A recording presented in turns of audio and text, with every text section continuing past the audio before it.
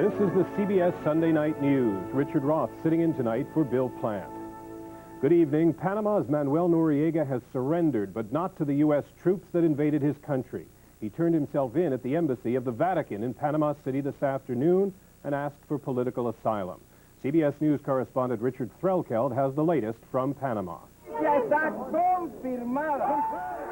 The news is confirmed, says the official. Manuel Noriega is indeed inside the papal nuncio's office in Panama City, where he has been granted political asylum. Tonight, U.S. troops and vehicles surrounded the building, but will make no move to apprehend Noriega since the property is technically Vatican territory. Noriega apparently made it just in time. He'd been hiding in a villa in Panama City, and this squad of U.S. commandos only missed capturing him by a few hours. The news that Noriega had given himself up, at least to the church, set off a wild celebration by Panamanians, and for a while tonight, it seemed like New Year's Eve rather than Christmas Eve in Panama City. U.S. Secretary of Defense Dick Cheney, who is visiting here, said he was also pleased, although he was a bit more circumspect about it. Well, I'm delighted that General Noriega has finally been run to ground. But nobody here is calling him General Noriega anymore. Panamanians regard him as a scoundrel who they dearly like brought to justice. Tonight, somebody set fire to one of his houses. Even though Noriega is not exactly in hand, the fact that he's been at least cornered will make U.S. peacekeeping efforts here a lot easier. And that is the best Christmas present U.S. troops here could possibly hope for. Richard? Dick, what's your sense about what happens next? A long standoff or perhaps a quick deal? Any ideas? I think it's anybody's guess. The best I think that could be hoped for is that eventually a deal will be worked out between Noriega, the Panamanian government, the new government, the U.S., and the Vatican. The terms of that deal, when or if it will come off, anybody's guess. Okay. Richard Clerical, Panama City. Thank you. In Washington, the Pentagon says 24 soldiers and 2 civilians have died in the military operation in Panama. 284 American soldiers have been wounded. President Bush delivered a Christmas Eve radio address to U.S. Armed Forces, calling the troops in Panama the embodiment of America's resolve. At the White House, presidential aides tonight were evaluating what America's next move should be. Norman Robinson has our report. The surrender of Manuel Noriega is a big Christmas present for the president. There was a collective sigh of relief from the Bush administration all over Washington. Spokesman Marlin Fitzwater delivered the White House reaction. President Bush is pleased that the general is now under the control of diplomatic authorities. His reign of terror is over. Only hours before, President Bush, after attending a briefing at the Pentagon, had been pressed by reporters as to when U.S. forces were going to locate Noriega. If I knew that, why, both of us would be a lot smarter, wouldn't we? A short time later, Noriega surfaced, and the president had his answer. The feeling has been growing around Washington, at least from a political standpoint, that unless and until the U.S. got Noriega, its mission to Panama would not have been seen as a success. Now that a deposed dictator has entered a diplomatic haven, it is unclear as to whether the United States has any power to get control of Noriega. White House officials met here tonight in an effort to study available options, but refused to say what those options are. Meanwhile, President Bush will keep abreast of the situation while spending Christmas Day with his family at Camp David. Norman Robinson, CBS News, the White House. Coming up on the CBS Sunday Night News, the battle in Bucharest is easing but not over. And a visit to a Roman street of silk brocade, the 7th Avenue of clerical wear.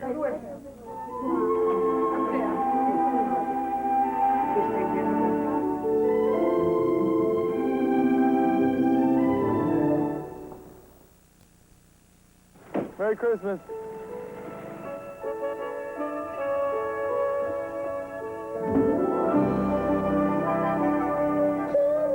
Merry Christmas.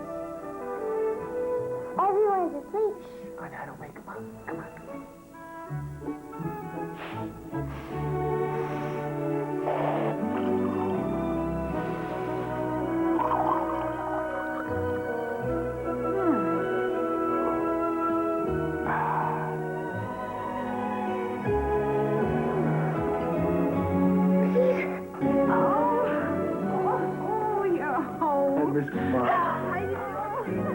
Happy holidays from Folgers. How fast does Dristan nasal spray start to work? Faster than a teenager can answer the phone. Dristan spray pump works fast to relieve congestion, even sinus pressure. For relief, Faster than tumbleweed in a tornado. Dristan nasal spray. It's faster than... The new provisional government of Romania is calling for a ceasefire with forces still loyal to ousted dictator Nicolae Ceausescu. But there was more sniper fire today in the streets of the capital city. Martha Teichner reports from Bucharest. Nearly 3 days of heavy, non-stop fighting in Bucharest is beginning to taper off. Romania's army hopes Christmas Eve will be the night it can finish the job of subduing units of the secret police still loyal to the deposed dictator Nicolae Ceausescu. Romanian television announced today that 5,000 people have died in Bucharest alone since Ceausescu was overthrown last Friday. Some of the heaviest fighting has been at the television station, which is now not only the mouthpiece for the new government, but its headquarters as well. Although Nicolae Ceausescu is believed to be under arrest, he has not been shown on television, but his daughter was being interrogated in the station during the bombardment. So far, the Soviet Union has resisted Romanian pleas for military assistance, although U.S. support for any action was voiced today. I think we would support efforts to assist the Popular Front for National Salvation there in Romania.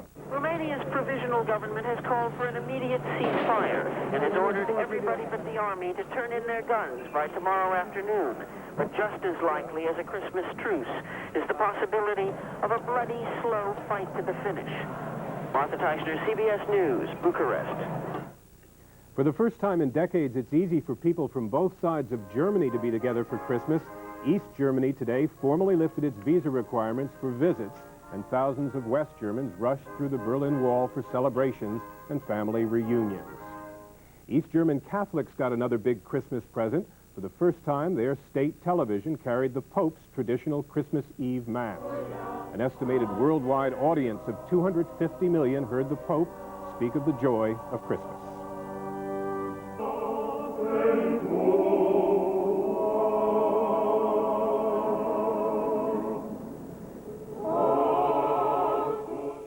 Weighs 1/1,000,000th of an ounce, yet it can take a 2,000-pound car and blow it right off the road. That's why you should drive the new four-wheel drive Subaru Legacy. Think of it as a 5-passenger snowmobile. Want to see this dull, dry hair disappear? Like magic? Try some magic. A touch of VO5 hairdressing's 5 natural conditioners makes dull, dry hair look radiant. More manageable, too. Try some magic. VO5 for healthier-looking hair.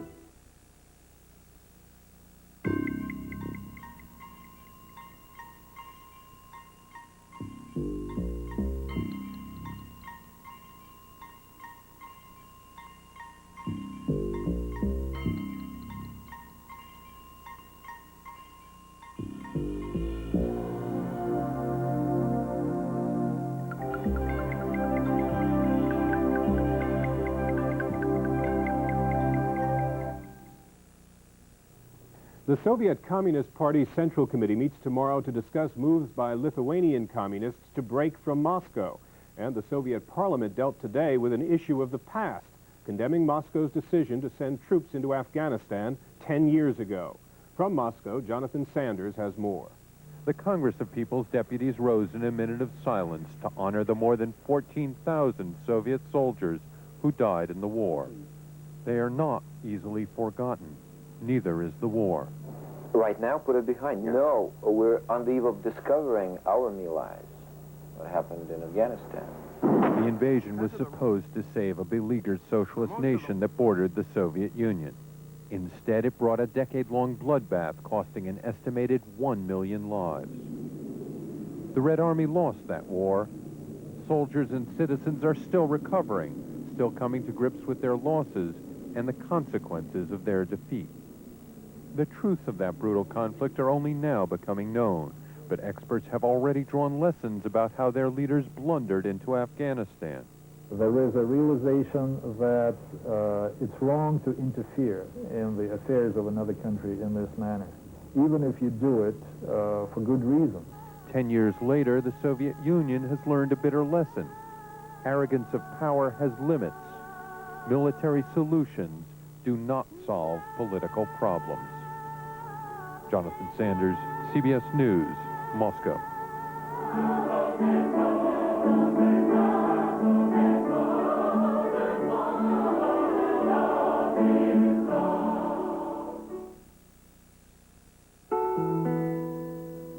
This is Terry. For her, cooking in olive oil is a family tradition. Unfortunately, so are excess fat and calories. Well, Terry, meet Pam. New olive oil Pam cooking spray. Because it's Pam, it adds up to 90% less fat and calories. And because it's imported olive oil, it has a great taste. Who says you can't improve on tradition?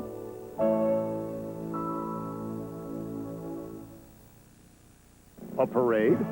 A party? What's going on in Jeffersontown? I've never been more excited about anything in my entire life. Everyone's celebrating Ann Bishop's $1 million win from Publishers Clearinghouse. Turned out to be my neighbor, which I dearly love. I know for sure that real people do win. Now you can win $10 million. Watch for the Publishers Clearinghouse sweepstakes and send it in fast. On January 26th, you could be a millionaire. We don't have to worry about our retirement now. I'm glad that somebody won this, and I'm going to send mine back. A fire roared through a retirement center late today in Johnson City, Tennessee. Officials say 12 people are confirmed dead so far, and they expect the toll to rise. An explosion today rocked the country's second biggest oil refinery, the Exxon plant in Baton Rouge, Louisiana. Officials say one person was killed and several injured. The December cold wave hit the South today with record low temperatures. Florida's governor declared a state of emergency. There is major damage to the citrus crop. The cold wave struck hardest in the southeast, and in South Carolina, it's a rare white Christmas. Rome this time of year is a city filled with tourists and pilgrims, many of the former more interested in shopping than sightseeing, and many of the latter interested more in religion than retailing. But there's one neighborhood in Rome where all those interests come together. 2 mesi senz'altro ci vogliono. It takes more than 2 months to make a garment like this one, she says. The cost is enormous. She won't say how much. Stocked with everything from embroidered chasubles to wash-and-wear albs, there's an industry in Rome of small shops like this one, about a dozen in all, an industry where the motto might be, clothes make the man of the cloth. Well, it's, in some respects, it's like shopping for any kind of clothing. Everyone has a particular taste. Californian Carrie Abbott, about to be ordained a deacon, is being fitted for an alb that will cost him $200. Yes, it's expensive, but this alb will stay with me for the majority of my life. They have from outerwear to sweaters to gloves to, obviously, socks for bishops, socks for cardinals. Does a bishop or a cardinal wear special socks? Yes, they do. Indeed they do, or at least they can. Franco Barbaconi explained it's not required. He got the store from his father. The family's been dressing the faithful for more than 30 years, polite and efficient, watchful of the fine line between the glory of God and the vanity of man. With Velcro. A bishop's new clothes, says Barbaconi, would cost $500 or so, from cassock to zucchetto. And that's a bargain. You and I couldn't get our clothes quality custom made, he says, for anything near a price like that. Hope your holiday shopping ended happily and that your holiday is a good one. That's the CBS Sunday Night News. I'm Richard Roth, CBS News in New York. Good night.